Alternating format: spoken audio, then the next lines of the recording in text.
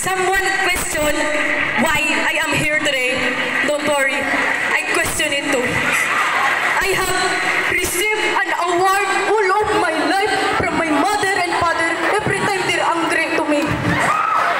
Hindi ko talaga alam what the food that they eat, why they choose me.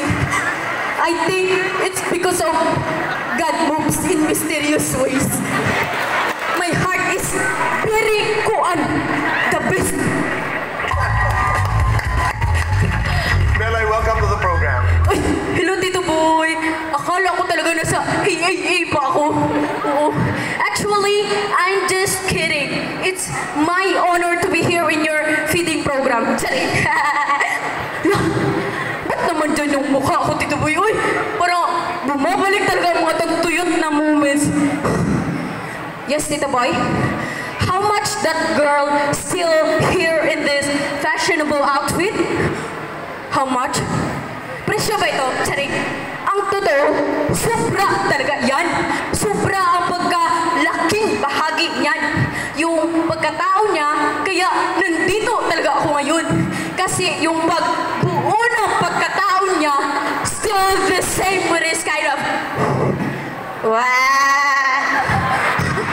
Huwag mo naman masyadong itutok sa mukha ko doon. Makikita talaga ang kulangot ko dyan. Pero, balik tayo dito.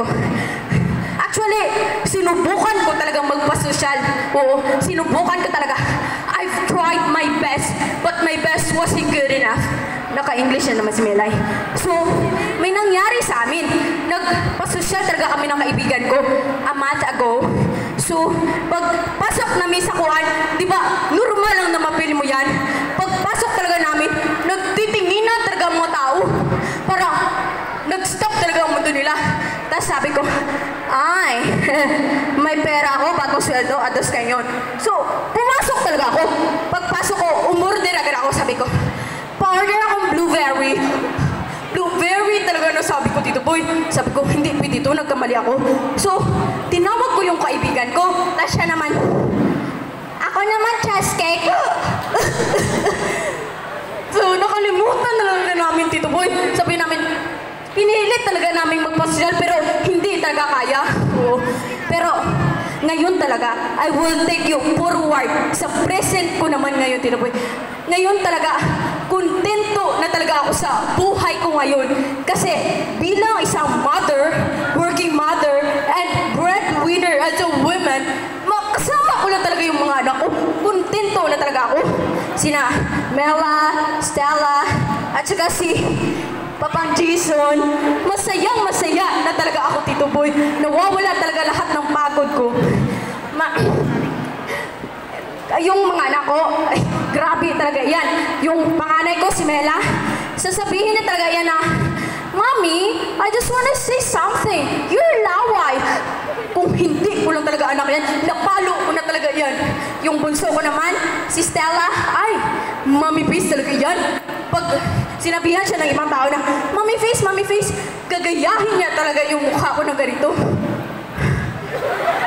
Gagayahin niya talaga yan, Tito Boy. Oo. Pero masayang-masaya talaga ako sa mga anak ko. Kasi sila lang talaga yung buhay ko ngayon. Oo. Sa may ginawa nga akong kanta, Tito Boy. Gusto niya sample? Bilang kayo tatlo. Uy! Uy! Is it cool? Is it cool? Is it cool? Cool. Uy! Uy!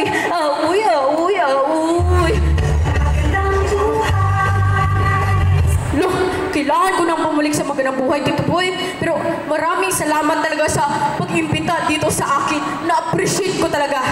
But for now, I need to go far away because I have so many responsibilities to do talaga. Maraming salamat talaga.